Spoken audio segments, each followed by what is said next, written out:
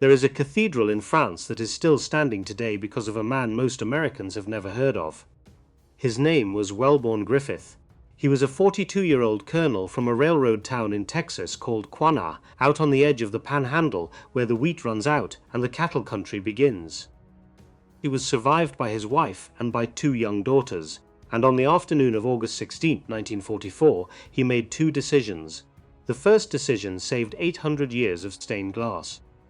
The second decision killed him before the sun went down. This is the story of a single American jeep, a cathedral the United States Third Army had just been ordered to destroy, and the stone steps a colonel from Texas climbed alone in the dark, to be sure. To understand what he did that afternoon, you have to go back to the day before and stand where he stood. It is the 15th of August, 1944. The farmhouse outside Illiers-Combray. There are photographs of his family in his footlocker back at Corps headquarters, and a letter he is halfway through writing, and he has not touched either of them in 3 days.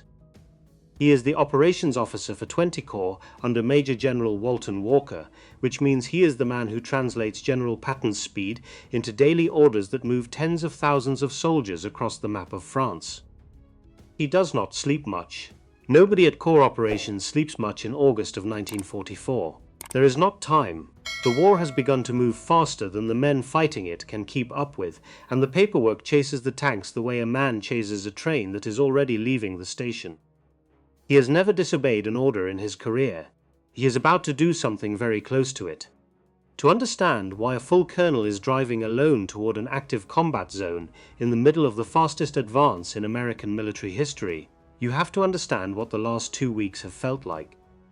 On the 1st of August 1944, General George Patton's Third Army had gone operational and torn a hole through the German line at Avranches. What followed was not a campaign. It was a chase.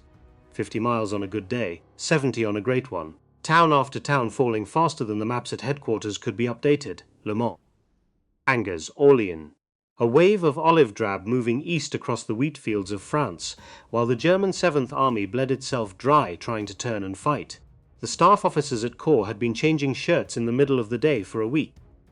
There was no time to launder them. Coffee was cold before you finished the first cup. Meals were eaten standing up over a map. When you slept, it was on a cot for 4 hours, in your uniform, with your boots by your head. Nobody complained.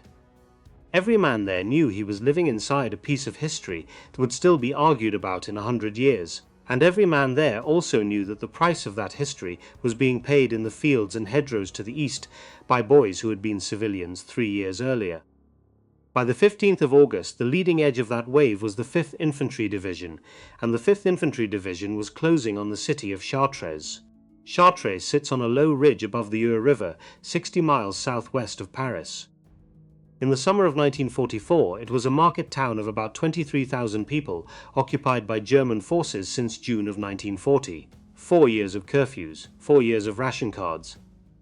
4 years of the same field grey uniforms on the same cobblestone streets. 4 years of a language nobody in the town wanted to hear, giving orders in front of shops that had been owned by the same families since Napoleon.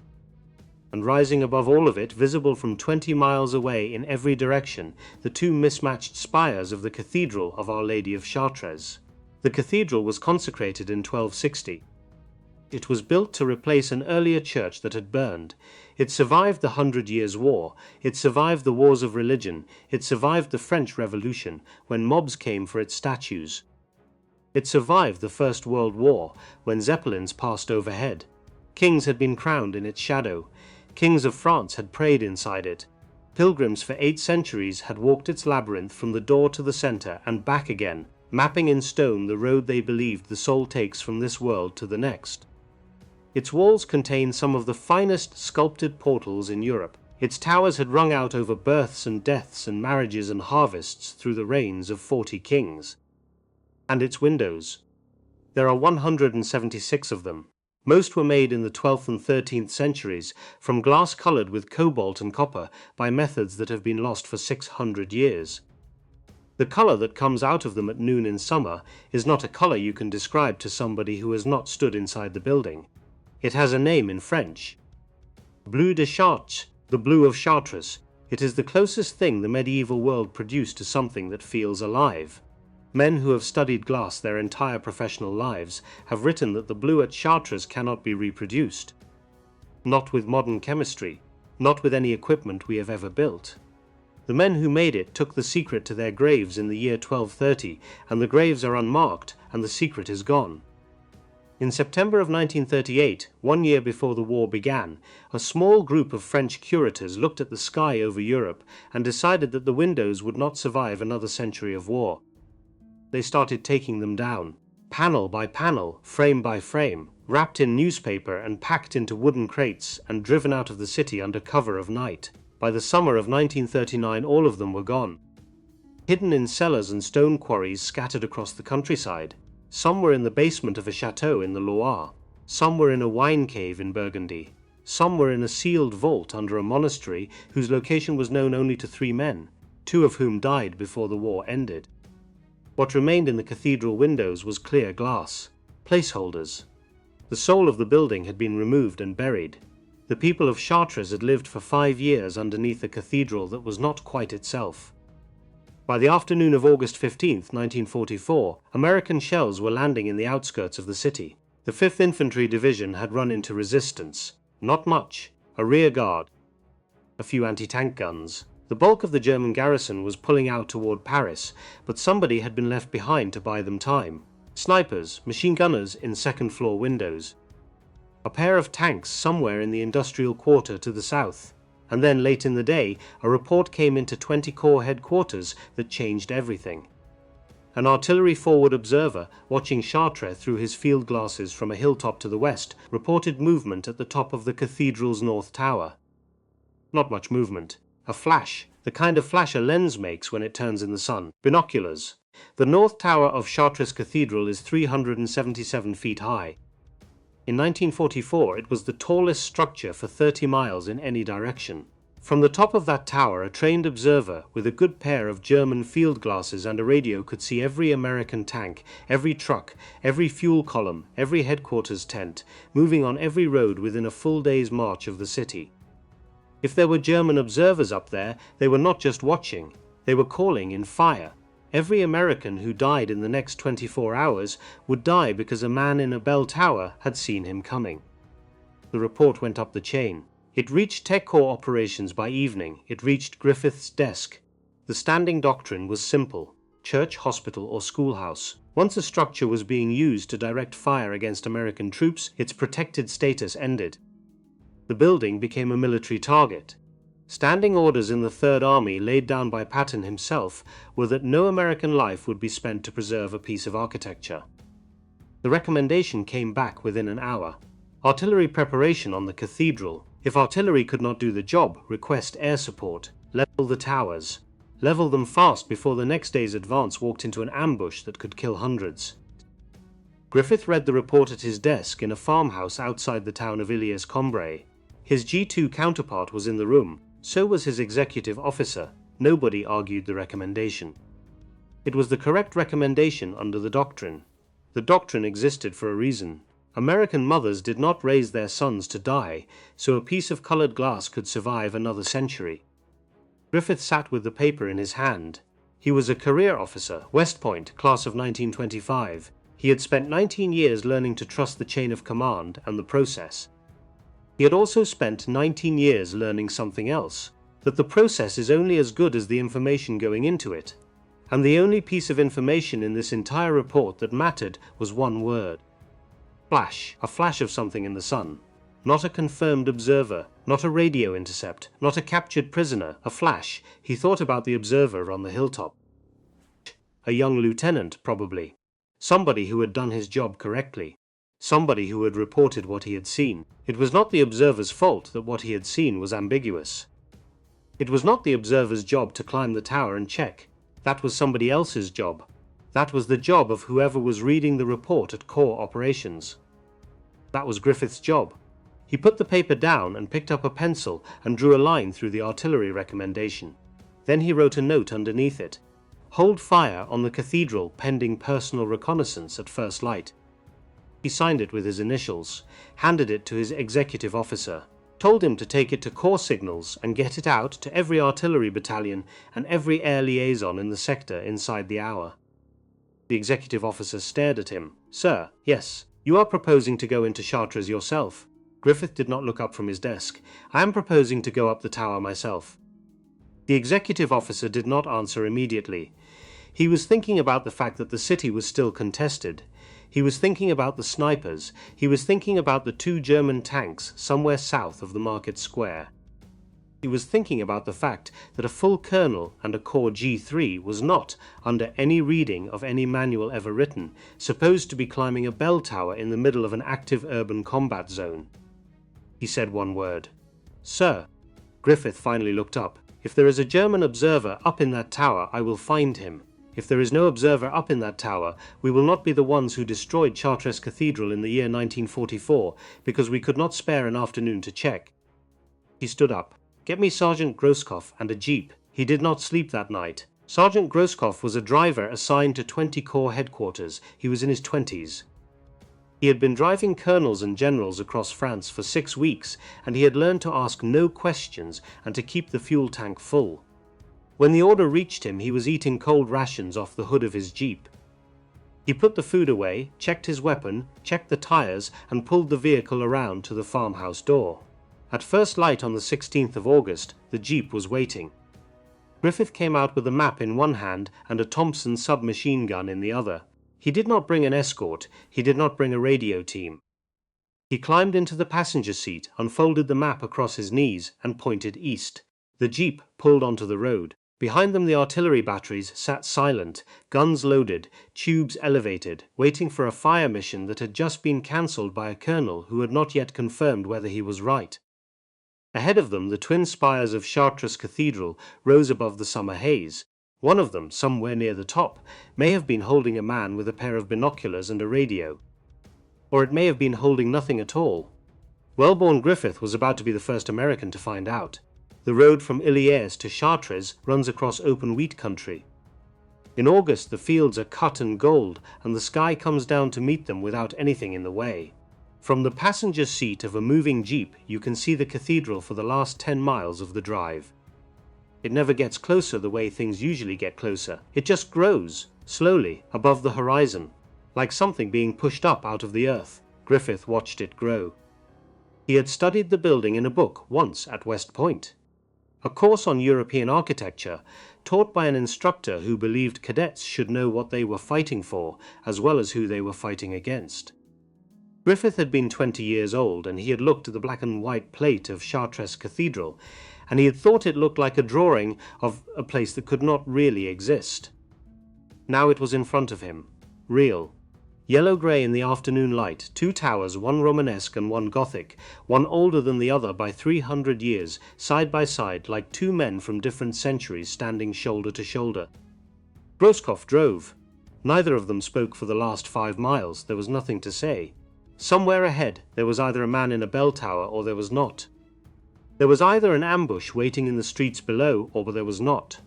Talking about it would not change what they were about to find. The jeep came off the open country and into the outskirts of the city at a little after 2 in the afternoon.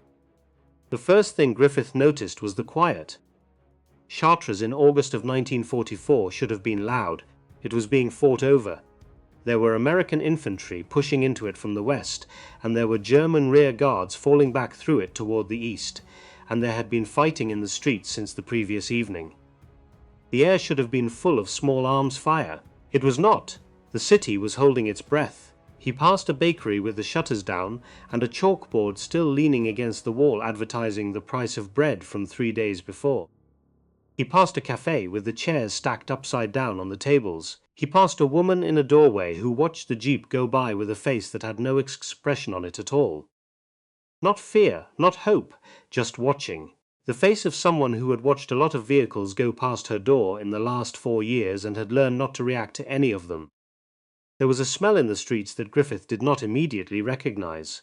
It was the smell of a city that had been at war for 4 years with no coal, no diesel, no soap, no meat, no fruit. It was the smell of wood smoke from cooking fires burning broken furniture.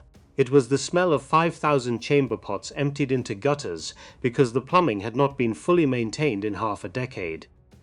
It was the smell of an old European city surviving on what it had, and what it had was not much, and what was left of it had a scent of endurance that Americans coming out of the mechanized abundance of their own country would not have known how to name. Roscoff slowed the jeep. Griffith pointed. Left, then right, then left again. He was navigating from memory of a map he had studied 20 minutes ago, and from the simple fact that the cathedral was the tallest thing for miles, and you did not need a map to drive toward it. You just kept it in the windshield. They came around a corner and the cathedral was there, not in the distance, not on the horizon, there, filling the entire windshield. The west facade with its 3 great portals, the sculpture of Christ in majesty above the central door, the rose window black against the light, the twin towers rising past what the eye could hold in a single glance.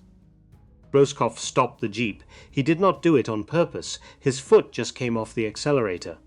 Some things you cannot drive up to, you have to arrive at them. Griffith stepped out. The square in front of the cathedral was empty, no civilians, no soldiers, no vehicles. A pigeon flew across the paving stones and landed on the head of a statue and then flew off again. The sound of its wings was the loudest thing in the city. Griffith took the Thompson off his shoulder and worked the bolt. He told Roscoff to stay with the jeep. Keep it running, to watch the streets behind them. If he heard shooting inside the cathedral, he was to drive back to Corps and report what had happened, and not to come after him. Roscoff nodded. Griffith walked across the square alone. The doors of the cathedral are 20 feet high. They are made of oak banded with iron. In the summer of 1944 they had been closed for most of 4 years, opened only for scheduled services under German supervision. Griffith reached them, put his shoulder against the smaller inset door on the right and pushed. The door gave. He stepped inside, and then he stopped. It is difficult in words to explain what the inside of Chartres Cathedral does to a man walking into it for the first time. It is a room 300 feet long and 120 feet high. It is built of pale stone that catches whatever light there is and holds it. The columns rise up on either side and disappear into shadow far above your head, and at the far end, past the transept, the choir opens up into a space that feels less like the inside of a building and less like the outside of one, and more like the moment just after you have woken up from a dream you cannot quite remember. The windows were mostly clear that day. The colored glass was in cellars 100 miles away. But even without them, the light coming through the cathedral was doing something that light does not do anywhere else Griffith had been. It fell in long clean shafts across the floor. It picked up the dust in the air and made it visible. It came down through the empty windows and lit the labyrinth in the middle of the nave, the same pattern of stone that pilgrims had walked for 8 centuries, and it made the labyrinth look for a moment as though it were the only thing in the room the light was interested in. He stood inside the door with a Thompson in his hands, and he took a breath. Then he remembered why he was there. He moved along the north aisle, slow. Quiet, boots on stone, the Thompson up and ready. He was looking for 2 things, movement and a way up. He found the second one first, a wooden door set into the base of the north tower. Iron latch. He tried it. It opened. Behind the door was a spiral staircase cut out of stone. It went up into darkness. He could not see where it ended. He could not see 3 steps ahead of him. He started to climb. The staircase at Chartres Cathedral has nearly 400 steps.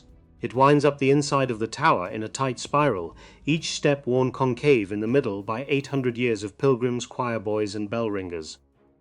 It is not straight, it is not even. The walls press in close on either side. In some places the ceiling is low enough that a tall man has to bend. There are no lights, there are no railings, there are small slit windows every 30 or 40 steps that admit a blade of sunlight and then close down into darkness again. Griffith climbed with the Thompson in front of him. If there was a German observer up there, he would hear the climb coming. There is no way to move quietly on stone steps that old, in boots that heavy. Griffith knew this. He also knew that if a man was up there with a rifle waiting for him, there was no cover on the staircase, nowhere to duck, nowhere to move sideways. He was climbing into a killing ground, and the only thing he could do was climb fast enough that a defender did not have time to aim. 50 steps. His breathing was starting to labor. The Thompson felt heavier than it had at the bottom. His shoulders were touching the stone on both sides. 100 steps. Sweat under the collar of his shirt. He passed a slit window and saw for 1 second a slice of the square below with Grosskopf and the jeep the size of a child's toy in the distance. 150 steps. The air in the staircase had grown cold. The stone was pulling the heat out of him faster than the climb was putting it in. He could hear his own heartbeat now, up in his ears, drumming against the silence of the tower. 200 steps. His legs were on fire. His thigh muscles were beginning to tremble on the last inch of each step. He thought for a moment about how strange it was that a man could survive Normandy and the breakout and Le Mans and Orléans, and then be killed on a staircase by a rifleman he never saw. 250. He paused. He listened. Nothing. He kept climbing. Near the top, the staircase opened up. It came out onto a wooden gallery high above the nave of the cathedral. Beams, rafters, the bell chamber to one side, and a small door in the north wall that led out onto the exterior of the tower where the stone walkway ran around the top. Griffith crossed the gallery. He reached the door. He pushed it open with the barrel of the Thompson. Sunlight hit his face. He stepped out onto the walkway. The city of Chartres opened up beneath him. Red rooftops, chimneys, the river winding out to the west, the road he had driven in on, a thin grey line across the wheat fields. Somewhere down there was Grosskopf. Somewhere out on the horizon were the American guns, still silent, still waiting. Griffith walked the perimeter of the tower. There was no one there, no observer, no radio, no binoculars. No German field grey slumped against the parapet. Nothing. The walkway was empty. The bell chamber was empty. He checked behind every buttress. He looked up into every corner where a man could hide. The tower was empty. The flash the artillery observer had seen from the hilltop that morning had been something else. A pigeon. A piece of loose lead flashing, a bit of glass. Something. Not a German. Griffith stood at the parapet and looked west, toward his own lines, toward the guns that were at this moment sitting silent because of a note he had signed in a farmhouse the night before.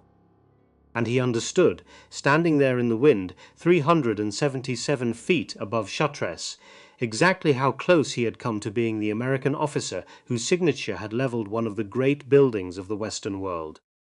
He stood there for a full minute. Then he turned and started back down the stairs. The descent felt longer than the climb. It always does. He came out into the nave and crossed the aisle and pushed through the door back into the square. Grosskopf was still there, engine running, rifle across his knees. Griffith walked to the jeep. Empty, he said. Grosskopf did not need to ask what he meant. They drove to the nearest signals detachment. Griffith got on a field telephone and gave the order himself. No fire mission on the cathedral. Pete, no fire mission. Confirmed personal reconnaissance. Structure is clear. The battery commander at the other end of the line, 20 miles away, was quiet for a moment. Then he acknowledged the order. Somewhere in a field west of Chartres, gun crews began to unload shells and stand down. The cathedral was safe. Griffith looked at his watch. It was a little after 3 in the afternoon. The day was not over. There was still fighting east of the city. There were still German units falling back toward Paris. There were still American units pushing forward without complete reconnaissance ahead of them. 20 Corps needed its G3 back at his desk. That was the correct thing to do. That was what the manual said. Griffith folded the map. He told Grosskopf to head northeast toward the town of Lèves. Grosskopf hesitated. Lèves was ahead of the American forward line. It had not been cleared. There was no confirmation that any part of it was in friendly hands. Griffith did not explain. He was not a man who explained things twice. He wanted to see the ground north of the city with his own eyes. He wanted to know what the advance was going to look like tomorrow morning. He had come this far already. He was not going to drive back to a farmhouse and read about it in a report at midnight. There is an argument to be made, sitting where we sit now, 80 years later, that the second decision Griffith made that afternoon was the wrong one, that the cathedral had been enough, that a Corps operations officer had no business doing his own reconnaissance twice in one day, that he owed it to his staff and his commander and his own family to turn the jeep around and go back to the paperwork. The argument is not wrong, but it belongs to us. It did not belong to him. He belonged to a generation of American officers who had been raised on a very particular idea about what an officer's job was, and one of the components of that idea was that the man who signs the order should have seen the ground where the order is going to be carried out. He had already been to the cathedral. Now he wanted to see Lèves. That was what he understood the job to be. The jeep pulled out of Chartres and headed north on a country road. The wheat fields opened up on both sides. The cathedral fell away behind them, smaller and smaller in the rear view. Somewhere in the hedgerows ahead of them, in a village that had not been cleared, a German machine gun team was setting up beside a stone wall and watching the road come toward them through the sights of a weapon that had been designed for exactly this. The village of Lèves lies 2 miles north of Chartres. In August of 1944 it was a small farming community of stone houses along a single main road, a church at one end, a cemetery behind the church, fields of wheat and sugar beets in every direction. In peacetime it was the kind of place you drove through without noticing you had. In wartime it was the kind of place where a single machine gun, well sighted behind a wall, could hold up a battalion for an afternoon. The German unit in Lèves that day has never been definitively identified in the historical record. It was almost certainly a rear guard element left behind to slow the American advance while the main body pulled back toward the Seine. There were probably fewer than a dozen men, possibly only 3 or 4, a machine gun, a rifleman or 2, enough to make the road dangerous for anyone driving up it in a soft-skinned vehicle without infantry ahead of them.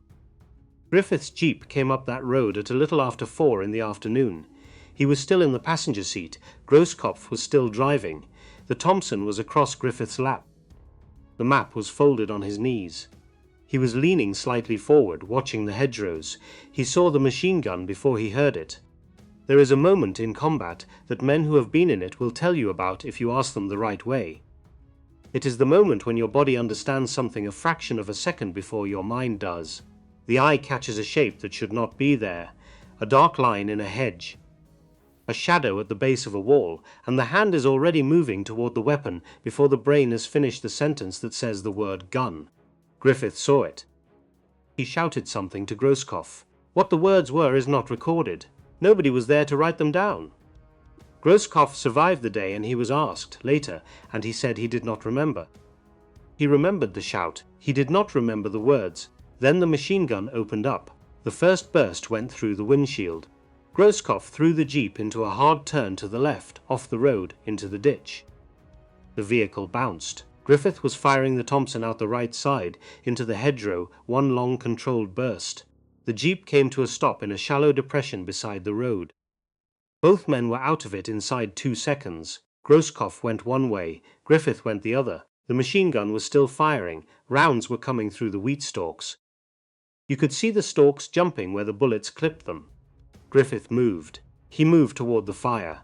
This is the part of the story that is difficult to tell honestly.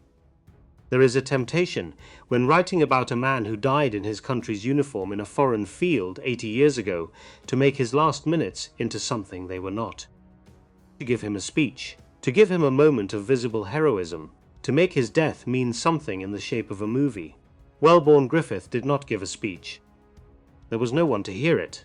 He moved toward the German machine gun position because he was a 42-year-old operations officer who had spent the entire afternoon out of position on his own and now had to fight his way out of it. He had a submachine gun and he had a lifetime of training, and he had a driver in a ditch behind him who was pinned down and could not move. So he moved. He fired the Thompson as he went. Short bursts, aimed, working the wheat as cover the way an infantryman does, not the way a colonel usually needs to. He got closer. The historical record here is fragmentary. Grosskopf's account, given years later, describes the colonel disappearing into the wheat and the firing continuing for perhaps a minute. Another burst from the machine gun. Shorter burst from the Thompson. Then silence, then a single rifle shot, then nothing. Grosskopf waited in the ditch for a long time, he did not know how long. He said, in the interview he gave years later, that time did something strange to him in that ditch. He waited until the sun had moved noticeably in the sky. Then he crawled forward. He found Colonel Welborn Griffith Jr. in the wheat field, about 40 yards from the road. He had been shot. It is not entirely clear how many times, or in what order, and the record does not require us to dwell on it. He was dead. The machine gun position was empty. Whether Griffith had killed the gunners himself, or whether they had withdrawn once the position was compromised, has never been established with certainty. The most commonly accepted account, based on the physical evidence collected afterward, is that the colonel had reached the position, engaged it directly, and been killed either during the final exchange or by a covering rifleman as the crew withdrew. Roscoff carried the body back to the jeep. He drove it back to Chartres. The city was quieter than it had been when they had left. The last German rear guards were pulling out. Civilians were beginning to come out of their houses. A few of them saw the jeep come in with the driver at the wheel, and the folded shape in the passenger seat under a blanket, and they stopped and they took off their hats. Word moved through the city the way word moves in a small town, quietly, person to person. A man with the American army had gone up the cathedral tower that afternoon. He had gone up alone. He had stopped the guns. Then he had driven out of the city on a road he did not have to take, and he had not come back the way he went. The next morning American infantry moved into Lèves. They found the machine gun position. They found evidence of Griffith's approach. They found where he had fallen. They also found something else. According to the story that has been told in Lèves every August since, the people of the village had gone out to the field on the evening of the 16th, once the shooting had stopped and the American jeep had gone. Quietly. They had marked the spot where the American colonel had fallen with wildflowers laid on the crushed wheat. They did not know his name. They did not know his rank. They knew only that an American had died in their field that afternoon, and that afternoon had been the afternoon their village was freed. The wildflowers were still there when the American infantry arrived the next morning. Welborn Barton Griffith Jr. was buried initially in a temporary military cemetery in France.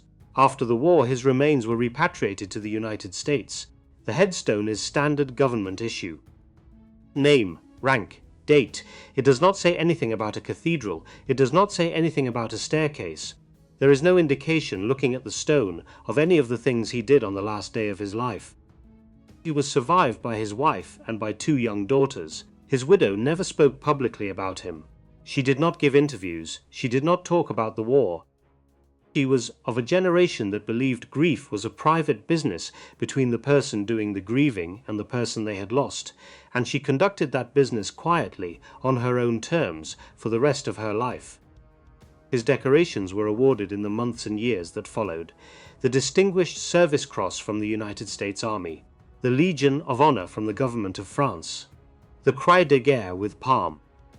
And, in a smaller ceremony in the village of Lèves that would be repeated many times over the decades to follow, a plaque was placed on the wall of a stone building near the field where he had fallen. The plaque names him, it gives his rank, it gives the date. It says in French that he died for the liberation of the Commune. The people of Lèves have maintained that plaque for 80 years. They lay flowers there on the anniversary. Children who were not born when he died bring their own children now. A road in the village was renamed for him. A visitor coming through today can walk from the plaque to the field to the church and see the whole geography of what happened on the last afternoon of his life. And any villager over the age of 10 can tell you the story, because it is told at their schools, and it is told at the anniversary each year, and it has been told at kitchen tables in that village every August for 4 generations. The Cathedral of Chartres was never fired upon. In the months after the liberation, the stained glass windows began to come back, crate by panel. Curators travelled to the cellars and the quarries where the glass had waited out the war, and they brought it home. Old men who had helped hide the glass in 1938 and 1939 came out of retirement and out of the underground and helped put it back. Some of them had gone grey in the meantime. Some of them had lost children in the war. Some of them worked on the reassembly for years without pay, because the work needed doing, and they were the only people who knew how to do it. The reassembly took years. Some of it was still ongoing into the 1950s. When it was finished, when the last panel of blue was back in its frame, and the first summer light of the post-war world came through the West-Rose window and fell on the floor of the nave, there was no plaque inside the cathedral naming the American who had saved it. There is still no plaque there today. Most of the visitors who walk through the cathedral in a given year have never heard his name. That is not a failure of the record. Griffith would not have wanted a plaque inside the building. What he did was not for the building. It was for what the building meant, which is not the same thing. General Patton was informed of his death that evening. Patton's diary for that week noted the loss of staff officers in his advance, without dwelling on any single name. Patton did not decorate men for doing what he considered their job. He decorated men for doing more than their job. Griffith's Distinguished Service Cross was recommended by Corps and approved through the normal channels. Patton did not attach a personal endorsement, and he did not need to. The paperwork moved on its own. Tentycourt continued east. Paris was liberated 9 days later. The war in Europe had another 9 months to run.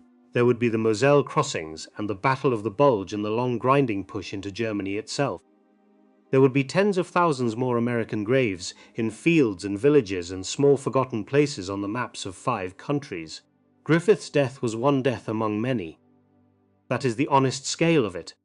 Nothing about him was more valuable than any other man who fell in that summer or the summers after. But there is something about the specific shape of what he did on the 16th of August 1944 that has stayed in the story. It was not the death that stayed, it was the climb. A 42-year-old colonel at the edge of an active urban combat zone, with a machine gun in his hands and no orders that required him to do it, walking into an empty cathedral and climbing hundreds of stone steps in the dark, because he could not accept the possibility that he might be about to sign the destruction of something 8 centuries old on the basis of a flash of light somebody had seen from a hilltop. He did not know when he started the climb whether he was walking into an ambush. He did not know when he came out of the cathedral that he had less than an hour left to live. He climbed the tower because the correct answer to the question in front of him could not be found in a report. It could only be found by a man willing to go and look. 800 years of blue glass are still in those windows because he went and looked. Every summer the light at noon still comes down through the west rose window at Chartres and falls on the labyrinth on the floor of the nave. And the blue that comes with it is the blue that was there before Columbus, before Shakespeare, before the founding of the country that Welborn Griffith served. That blue is still there because on one afternoon in August of 1944, a man from a railroad town in Texas decided that he would not sign an order to destroy it without first climbing hundreds of steps in the dark to be sure. That is the whole story. Everything else is decoration.